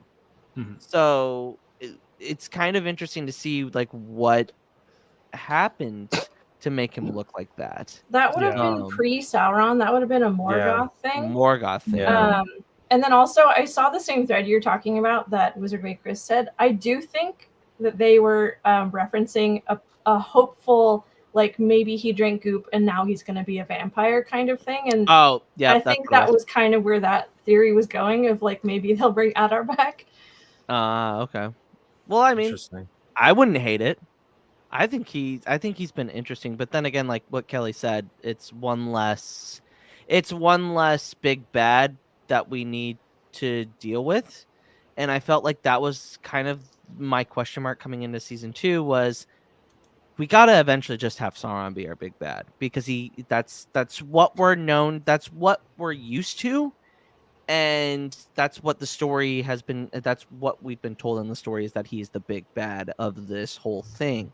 So why do we have this guy here? Well, we got the answer, because he was able to get the army, and Sauron just basically assassinated him and took the army. I agree with what Kelly had said about really, really appreciating the portrayal of orcs in this show, and in particular in this season. And at first, first season, I was kind of like, why do we need this Adar plotline? But in this season, I actually really loved it, because it brings up Tolkien's own qualms with like not knowing how his orcs would have been made, because he had these sort of moral problems with them being wholly evil. And so Adar being this stand-in for like, no, orcs deserve to have independence, and orcs deserve to, be respected, and he is here to like represent the orcs. Like, I think that was beautiful. And then we got to see that changing. Like, we got to see the orc Glug becoming disenchanted with Adar as he became more and more obsessed with just defeating Sauron. So it was like this entire season long, we got to see the potential for orcs, and then the downfall of like, no, unfortunately now they are going to become slaves to Sauron. And like, here's kind of the path of how it happened. I really actually liked it. That independence and that future for them dies with Adar. Yeah, it does. Just to agree with both Miranda and Kelly, what they were just saying, the hatred that the orcs have for Sauron that we see, that like they truly hate him. It's not like they worship him or enjoy anything that he does.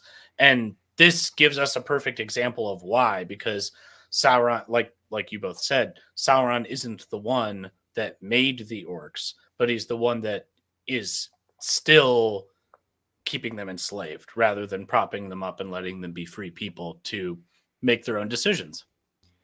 Well, we will miss Adar very much, but I'm very glad that he had the story that he did. We are going to pivot now back around to Sauron and Galadriel, who are having a little confrontation. I personally really enjoyed this whole sequence, particularly the part where Sauron starts shifting his forms and like becoming different things. First of all, it reminded me of Beren and Luthien when Sauron is being gripped by Huan, and he can't get out of his grip, so he's just like, what does it say? He shifted shape from wolf to serpent and from monster to his own accursed form, but he could not elude the grip of Huan without forsaking his body utterly. So I just felt like that was like, I don't know if they did it on purpose. I bet they did though, but I thought that was a very beautiful nod to that.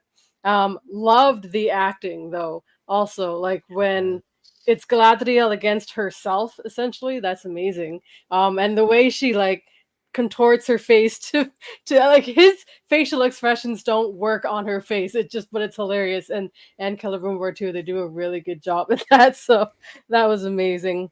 Chase and Nick, did you enjoy that scene as well? Did I? Tell me about it. I assume all the kids have gone to bed at this point. There has been a little bit of sexual nuance to Anatar pretty much the entire season, but this episode, just the imagery alone, I'm going to make it very graphic. The amount of people that Sauron penetrates in this episode is insane. And there is some imagery. Look, there's some imagery. There's some themes that are going on. I loved it. It was. I thought that I thought that the fight between Galadriel and Sauron was very sensual in nature, and I do think that I don't know if you guys saw the TikTok where they were showing them practicing and then kind of telling the story through that. I thought that was great, but I to really just repeat what you said, the shape shifting, and also God, we got Halbrand back. Hot as ever. But no, I like the fact that it went from Anatar. I'm going to screw up the order. Anatar to Halbrand to Celebrimbor, where she has to face Celebrimbor, because what she did at the end of season 1 is what led to the fall of Eregion and what led to Celebrimbor. She allowed Sauron to get close to Celebrimbor, and she has to face that, even though it's not himself there. It's Sauron making her face that, and then finally going back to her having to face herself and the things that she did in season 1. Into season 2, and I do think the end of this fight where Sauron that's Morgoth's crown, correct? Yes. Yeah, takes Morgoth's crown and pushes it into her, and then pushes again. And also, first of all, sorry, he's stabbing her, dude. It's a little more than that.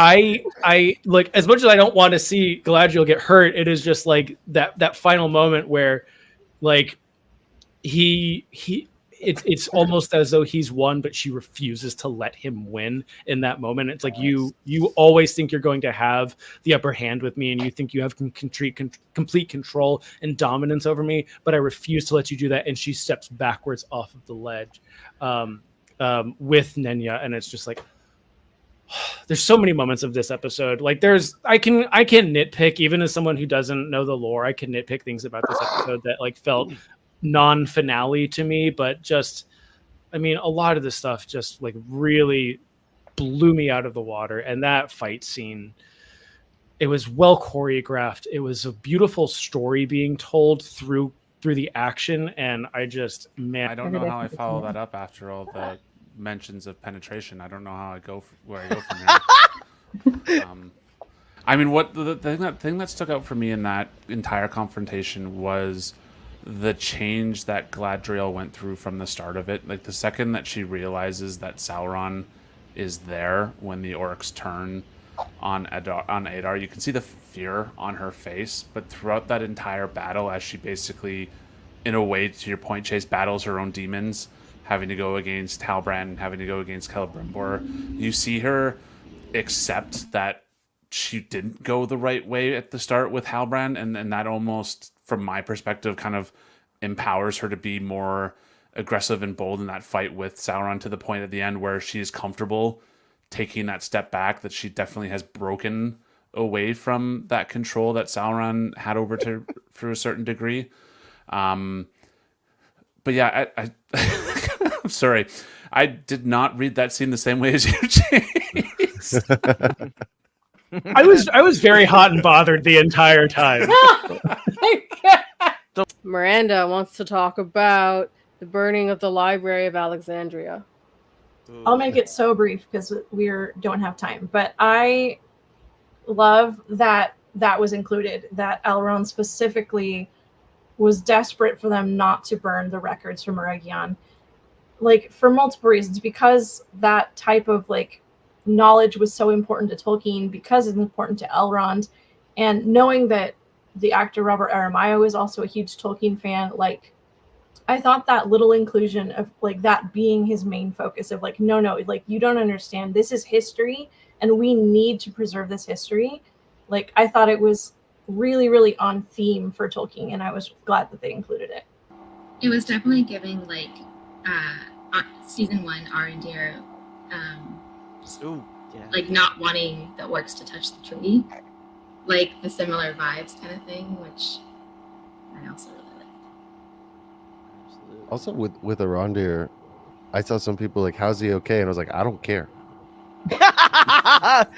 Galadriel probably helped about him with stuff. Nenya. Like, No, I would say Gil-galad, if anyone. Oh, or maybe Gil-galad. Yeah, we see that's Gil-galad true. do healing, Yeah, attempt that's healing true. anyway. So Yeah, agreed. I think, Which is like and hilarious. Villy is like the most powerful of the 3 Elven rings, and he like can't even do anything. I'm like, bro, it's kind of I think it is interesting. Like you mentioned the scene with the tree and Arondir in season 1, and then Elrond with the scrolls in season 2, and like I think it's also like just a good perspective. Like the elves do have a different perspective of time, and they understand that things like this tree or things like these works of Celebrimbor, not just because it was Celebrimbor, because they're so important to the world around them, that like these things are far more important than a singular life, where Elrond is like, no, like I am just a singular like being, like please, if you want to destroy something, destroy me, don't destroy that. That's far more important than me. And I think that does a great job of putting their perspective into our perspective. And I think it was a really cool moment, but also a really sad moment. I mean, the elves, like their whole thing is preservation, right? Like that's kind of why Middle Earth makes them sad after a while, because they don't like the seasons. They want to live in Los Angeles where there's no seasons. That's perfect. All right, so we're wrapping up the battle. Nick, you like we had some friends come in at the end of the battle. Sorry, not. So we get the fulfillment of Durin's promise with the dwarf showing up, which is an interesting twist to what happens, because in the sacking of Eregion and Austin Ethel, it's actually Numenor that comes to save them. I'm actually pretty glad they didn't do that, because it wouldn't have made any sense, and it would have made the essentially army teleportation that they clearly thought was a good idea from the final season of Game of Thrones even worse. But I do think, because one of the criticisms I've heard is it feels like everything's happening at the same time, because we don't get any time references other than the occasional, like, 2 weeks ago we saw this thing. But it seems like what happened in Khazad-dûm might have been happening in a shorter time span. And there had been more time for the dwarves to get there. They're also not that far away, which worked pretty well, I guess. But I don't know. I just thought it was an interesting change and a good nod to the actual friendship between the dwarves and the elves during the Second Age. I like the dwarves showing up. I liked it a lot, actually, because me too. I thought that's how it goes down after the siege. Amdir with the Lornad elf shows up with the dwarves of Khazad-dûm, and once that's done, the dwarves close their doors to everyone else. So I dug that. I mean, I wish there were more elves. It feels like there's very much lacking a lot of elves in Eregion. But yeah, it was interesting how weak Eregion's defenses seemed. Like, I understand that they weren't like a military capital or anything like that, but we got to see some really epic individual elf moments, even like Galadriel's like essentially force jump up onto the top of the Stonehenge lookalike thing. That was cool. That felt very like of a piece of the kind of elf magic, as the hobbits would call it. I liked that. Went out to the guy with just taking out all of those people and then taking 2 arrows to the face. Mm-hmm. That's all that started talking anticlimactic. You know, get hit by a rock, get shot by a poison arrow. I mean, a moment for Ran. I don't know how you. Rian, yeah, dude. That was like one of my favorite scenes in the episode. I love that so much. Yeah. 100%. I did like, for me, like, I don't know what a finale is supposed to be, but I don't know, like, it feels like more of just a continuation. Like, we might have to wait a few years, but it feels like a good place for the next season to just kind of continue. Yeah. Like, there's not any major cliffhangers or anything like that. It's like we can just keep it going. And then we know where it's going, yeah. With Adar being gone, which I did like the Adar thing. I do think that one of the things that this show has struggled with, in this episode in particular, and a lot with like army teleportation and stuff, which it's not the teleportation that bothers me. It's like it's hard to know the timeline and when things are happening. Yes. To get kind of get your bearings. You're just kind of all over the place, and like so the pacing can feel kind of off at times. And I think that is a result of 8 episodes and not 10. So you have to fit a bunch more in, and then also they have a lot of different stories happening at the same time that they're constantly having to kind of bounce between. So I think moving forward, if they can kind of with that reduction in stories, maybe you can get more time to kind of develop investments into the individual characters and stuff. Yeah, maybe. I think that was like one of the feelings I walked away with after watching this.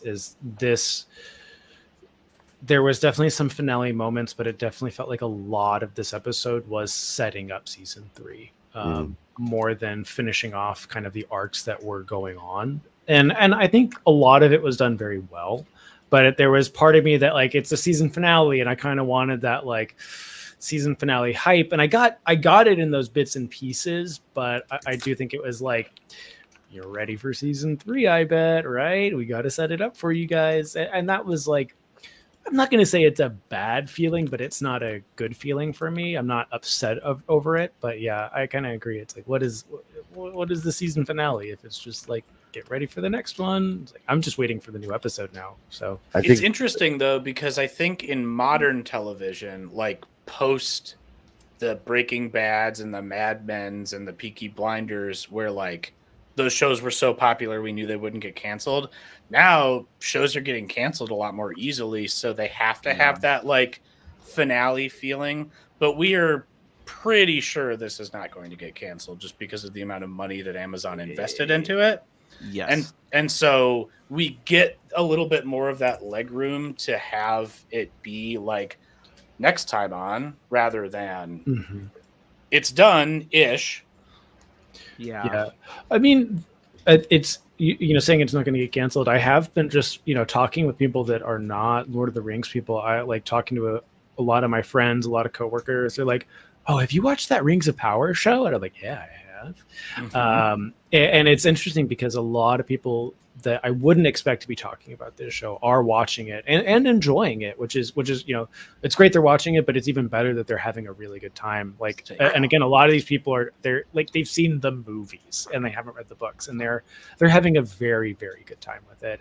And I'm feeling the same way. Like, as someone who hasn't read the books, I enjoyed season 1 and I enjoyed season 2 a lot more because I just think Pete and I had talked about this on plenty of episodes beforehand. It's just the actors are getting more comfortable. The writers are getting more comfortable. We're no longer introducing things. We're just having more story to tell and more interesting things happening overall, which makes me very excited for season 3 overall. Yep. Nice. Yeah, any last thoughts on Elrond? Love him. He's so pretty. I love that man. That works. Him begging for the books not to be burned was the hottest he's ever been. That and last episode when he screams "destroy it" to that Ravager, I was like, oh. I don't know, the whole him saying "death to our foes." That was pretty good. The thing that makes it's so much worse for so Elrond. sad is like he's probably one of the sweetest characters in the entire Legendarium, and Tolkien wrote him just not knowing a moment's peace. Yeah, truly. Always going down with this poor man. He my got parents done kind of abandoned me dirty. for space, and My brother chose to grow old and die. I feel like that sounds like he's almost the Obi-Wan Kenobi. He is for sure. Like just the sweetest baby angel that never has a good day in his life.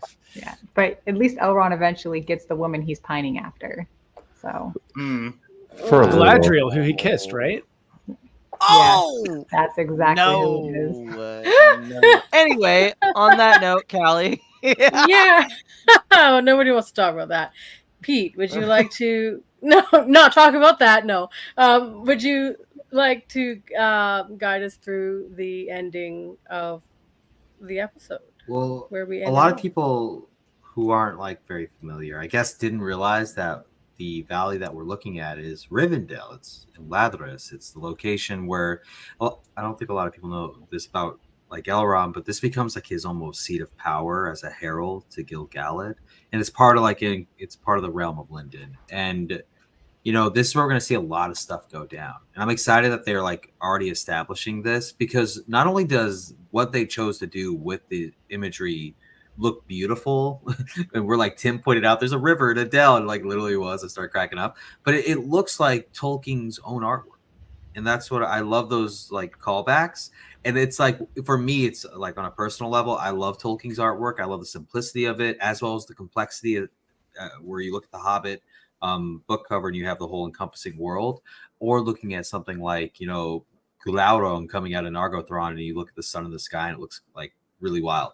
But anyways, I love how they had those kind of that is their reference of what Rivendell should look like, because we've only ever seen, I think it's Alan Lee's version of what we see in Peter Jackson's movies. Yeah. And I just never got the vibe that this was a place where, it was a haven and people came to rest, and, it was a home for others and like so forth, or it's a place where you'd go to like be healed. I didn't get the vibes ever from Peter Jackson's thing. But for the Rings of Power, it's a good turning point for them to really try to delve into this bit of a time jump where we could establish Rivendell. We have a more mature Elrond who witnessed the fall of Eregion. And of course, like we see Galadriel establish herself more as the character everyone knows from Lord of the Rings. So it's almost like a parallel of it being hopeful for the next season, as well as hopeful for the peoples of Middle Earth and the elves of Middle Earth. So I dug it. I was very much about it. Totally agree. I love the moment when Gil-galad held the sword up. That, like, in that moment, I was like, that is my Elven King right there. Like, that was a king moment. Though, not a sword. Pete and I were talking about that too, where we're like, where's his spear? He should have held up his spear. But I was like, maybe the spear just wouldn't have looked as cool being held aloft. Maybe it probably. Yeah, we thought they looked like Tusken Raiders or something. Yeah. That would have been hilarious. It doesn't have like a all in once. Just do the Tusken Raider. No, but I will say this: just imagine Elendil standing there with Narsil also up in the air. Well, hopefully we see that, because they go to Rivendell and they tarry there for a few years, and then they head to the War of the Last Alliance. So.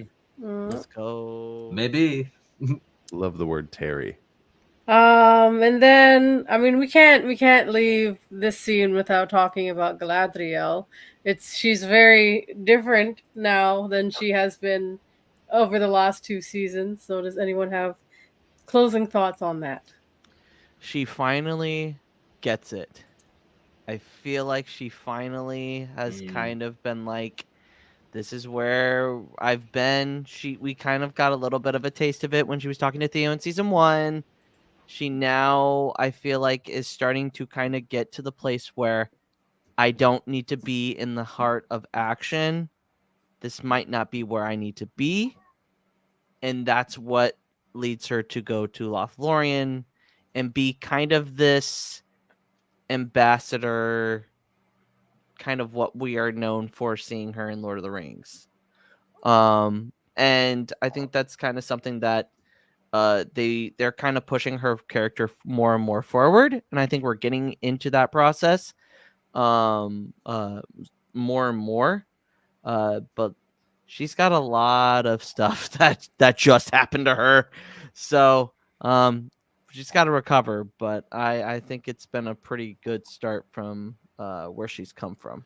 Yeah, I would agree. Like I felt the word I had in my head, Lucas Simmons, is like much more centered. Like whereas season 1 it was very chaotic, follow, chase the action. This season you started to see her become a bit more zen almost, and a bit more sure of herself. And yeah, I mean that's what I remember of Galadriel and the part of the books that I read. And it was really a well-earned journey to see her get there. Like it didn't feel like it would just she had to get there, so they made her get there. It felt like that journey to get there felt very earned to me. I think that is a beautiful place to leave it. Thank you, everyone, for joining us tonight. We will let the panel do their goodbyes. So, Kelly, would you like to go? Goodbye. You could find me on Instagram at the middle page. Not so much on TikTok anymore, but I think it's the middle dot page. But yeah, thank you so much for having me. This was super fun. Absolutely. Thank you so much for coming. Thank we you, appreciate Kelly, it. as always, for your thoughts. Kelly. Bye, Kelly. Bye, Kelly. Hi, Kelly. I don't know what you want me to say. It was a good season. It was a good finale. I had a good time here. I love talking to all y'all. Airplane Facts with Max. That's what I do. And the dog was safe. The dog was safe. I did want to point that out after the fall of Region. If you noticed in the Valley of Imladris, there is the dog that you saw earlier in the season, and the good boy is good. Good boy, good. We can all breathe a sigh of relief about that. That's all I got. Awesome. Well, thank you for being here. Happy to be here. Thank you for taking the time to do it. Kaya, let's go with you next. It was a great season. I enjoyed it. Definitely went uphill. But yeah, you can find me on Instagram, Kaya K with 2 Y's, TikTok, Kaya K with an S, and then on Threads. I'm pretty fucking funny on Threads. If you want to see all of my funny and unhinged posts and all my deep thoughts about this season, follow me on Threads, because goddamn, and maybe some bashing of her ex. Bam. Fuck my ex. Pete. Peter. I've done this so many times. My name's Pete. Thanks for having me. It's been a blast. Glad we got to talk about season 2. Hopefully we do it for season 3. You can find me on social media under Belmont or Pete. So, bye. Pete's over the shit. We love Pete. Thank you, Pete. Miranda. Yeah, thank you guys for having me on. It was really fun talking about this. You can find me on Instagram at xlibrismer. Tolkien Tuesdays every Tuesday. Come hang out and watch. I'm not as funny as Kaya on Threads, but I do have a Threads account also. But yeah, that's me. Thank you for having me. Nick. The Podwans Nick.